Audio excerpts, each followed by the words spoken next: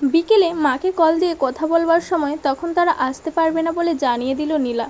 ঝুমুর যখন জানতে পারলো নীলা শ্রাবণ আসছে না, তখন তার সন্দেহ আরও শক্ত আকার ধারণ করলো যে নীলা শ্রাবণের সম্পর্কটা খুব একটা ভালো যাচ্ছে না।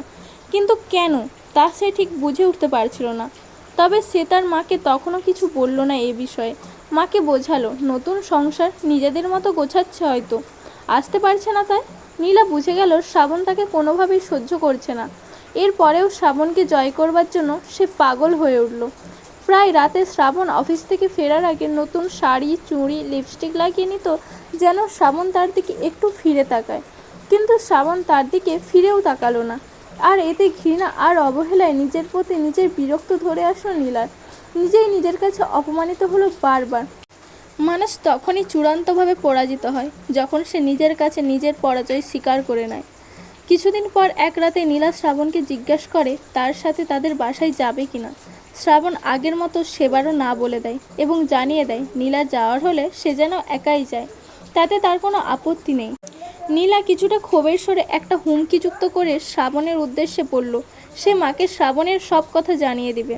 নীলা ভেবেছিল শ্রাবণ হয়তো তার এ কথায় কিছুটা ভয় কিংবা অনুশোচনায় কিংবা লজ্জায় নীলার সাথে যাবে এবং নীলাকে অবহেলা করা বন্ধ করে দেবে। কিন্তু ঘটল ঠিক তার উল্টোটা। নীলার কথা শুনে শ্রাবণ উচ্চস্বরে হাসা শুরু করলো। হাসিটা ছিল তাচ্ছিল্যের, অবজ্ঞার এবং অবহেলার। শ্রাবণের হাসিতে নীলার রাগ কিছুটা কান্নায় পরিণত হলো, যা নিয়ে শ্রাবণের বিন্দুমাত্র আগ্রহ ছিল না। হাসি থামিয়ে নীলার হুমকির শক্ত জবাব দিল শ্রাবণ, তোমার যা ইচ্ছে মাকে বলো, তাতে আমার কিচ্ছু যায় আসে না।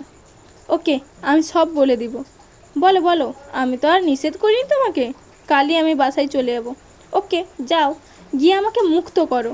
এ বাকবিতণ্ডার পর যে যার মতো চলে গেল। নীলা বারান্দার দিকে আর শ্রাবণ মায়ের রুমের দিকে। সকালে নীলা ব্যাগ গুছিয়ে বাবার বাসায় চলে গেল। যাওয়ার আগে শ্রাবণের সৎমায়ের রুমে গেল। মা তখন তার পুরানো বিছানার চাদর সেলাই করছিলেন। নীলাকে দেখে তিনি বিছানার চাদর লুকিয়ে ফেলতে চেয়েছিলেন, কিন্তু পারেননি। সৎমায়ের দিকে তাকিয়ে নীলা বলল, আপনার নতুন বিছানার চাদর নেই? কিছুটা ঢোক গিলতে গিলতে তিনি উত্তর দিলেন, আছে তো। থাকলে পুরাতনটা সেলাই করছেন যে?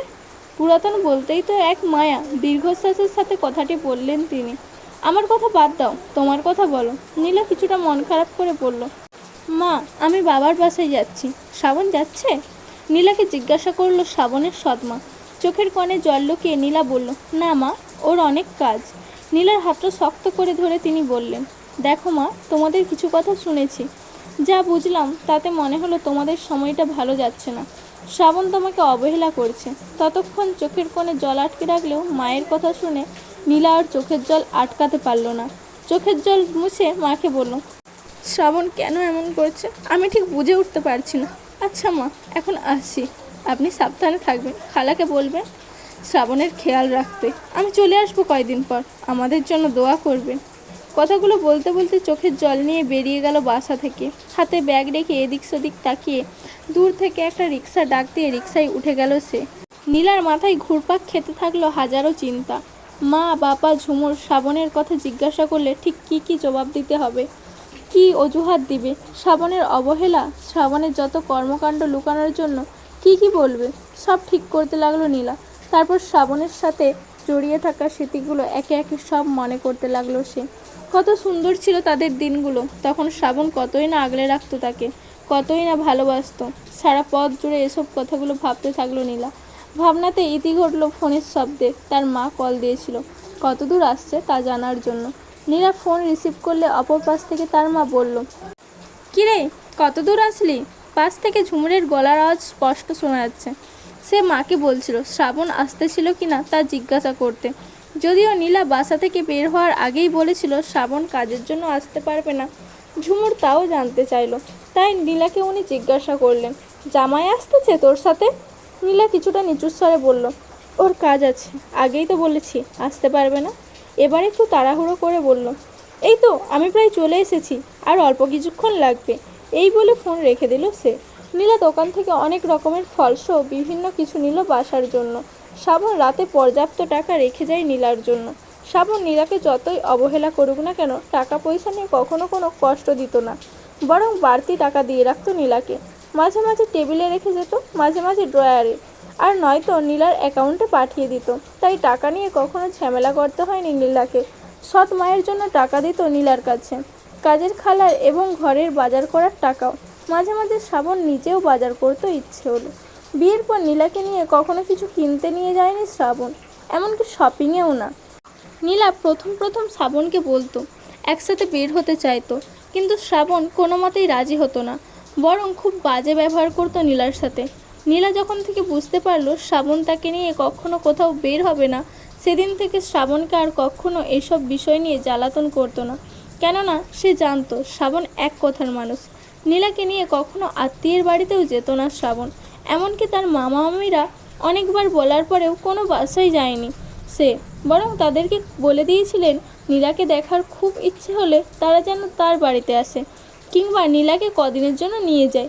অবশ্য মামা মামিকে অন্য অজুহাতে কথাগুলো বুঝিয়েছিল শ্রাবণ। নীলার কখনো শপিং করার দরকার হলে সে সৎ মাকে নিয়ে যেত, কখনো বা একা। বিরক্তিকর কাজের মধ্যে অন্যতম একটা কাজ হলো একা একা শপিং করা, আর মেয়েদের জন্য সেটা আরও বেশি বিরক্তিকর। একা একা শপিং করার চাইতে তারা পারলে নিজের শখের পুতুল কিংবা বিড়াল কিংবা পাখিটাকেও নিয়ে যেত সাথে। বাসার জন্য সব কিছু নিয়ে আর 10 মিনিটের মধ্যে নীলা বাসায় পৌঁছে গেল। নীলার আওয়াজ শুনে নীলার মা এবং ঝুমুর দ্রুত নিচে নেমে এলো। হাত থেকে সব নিতে নিতে মা বলল, এগুলো আবার কেন আনতে গেলি? তুই আমাদের মেহমান নাকি? কেন, নিজের বাসায় কি কিছু আনা যায় না? মাও হাসি মুখে বলল, হয়েছে, ঘরে আয়, আগে ফ্রেশ হও।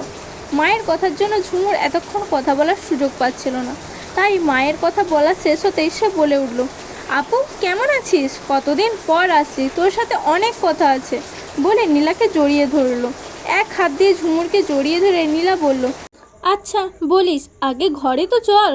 তারপর সবাই ঘরের দিকে গেল। নীলা ফ্রেশ হয়ে টিভির রুমে এলো। সেখানে তার মা এবং ঝুমুর বসে বসে সিরিয়াল দেখছিল। ঝুমুরের প্রিয় হলো কার্টুন, বিশেষ করে অগি। প্রচণ্ড ভক্ত সে। সে তো প্রায়ই বলতো অগি তার প্রেমিক। এ নিয়ে অবশ্য সবাই অনেক হাসতো। শ্রাবণ তো এটা বলে অনেক খেপাতো ঝুমুরকে। অগি নিয়ে কিছু বললে খুব খেপে যেত ঝুমুর। নীলা আসার সাথে সাথে ঝুমুর কিছু ফল কেটে আনলো। নীলাকে করা মায়ের প্রথম প্রশ্ন, শ্রাবণ কেমন আছে? নীলা টিভির দিকে মুখ করে বলল, আছে ভালো।